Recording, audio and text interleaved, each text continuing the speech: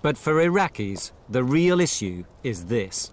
The coalition had $23 billion of Iraq's own money. So what have they done with it? The money included proceeds from the sale of Iraq's oil under the United Nations Oil for Food program and seized Iraqi bank accounts. It was all put into a new fund run by the coalition, the so-called Development Fund for Iraq.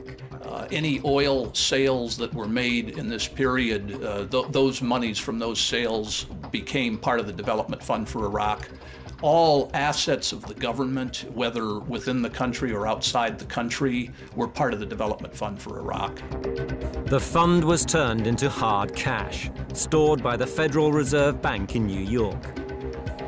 From there, literally tons and tons of crisp $100 bills were transported to Andrews Air Force Base near Washington, then flown to Iraq.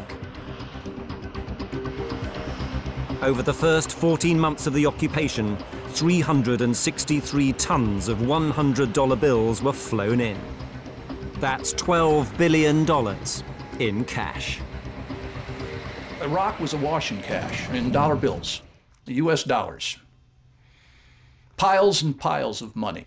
The CPA, or Coalition Provisional Authority, ran Iraq during that period, and they were in charge of the Iraqi money. But who ran the CPA? Officially, it was the Coalition of the Willing, including the UK. The reality was very different.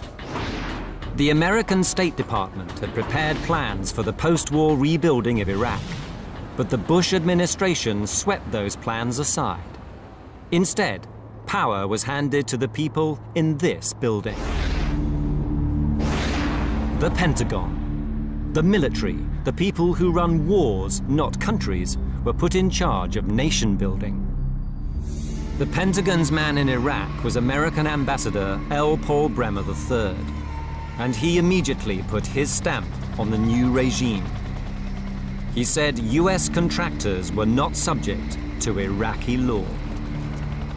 He gave them immunity from prosecution or even collection actions under Iraqi law. So American law was suspended, Iraqi law was suspended, and Iraq basically became a free fraud zone. In a free fraud zone, you can steal anything you like. And that was what they did. Frank Willis was one of Bremer's top officials. He was a senior member of the Coalition Provisional Authority and effectively in charge of all civil aviation in occupied Iraq. He's agreed to speak out about the Iraq money pit and how it worked. Contracts were negotiated fast and furiously. Sums were paid. Contractors went about their business, but there was very poor oversight of the performance in those contracts. There was a lack of personnel on our part, and there was a lack of trained personnel on our part to provide an effective supervising function.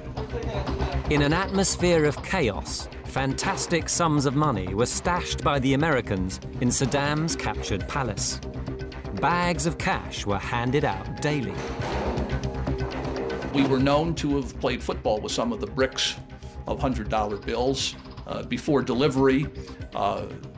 It was a Wild West crazy atmosphere, the likes of which none of us had ever experienced. Security was incredibly lax. From one vault, $750,000 was stolen. Another safe was left open.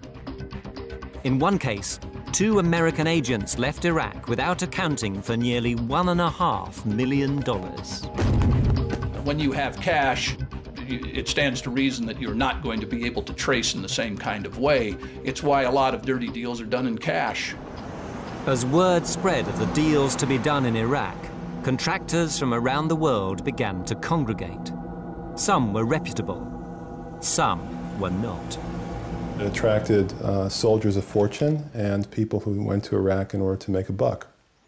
These were people who had no interest in fostering democracy in Iraq. They had no interest even in carrying out their instructions from the U.S. military. What they were interested in was in simply making a profit. They saw their opportunity and they went for it. And these are the people who we know as the war profiteers. The profiteers were on their way.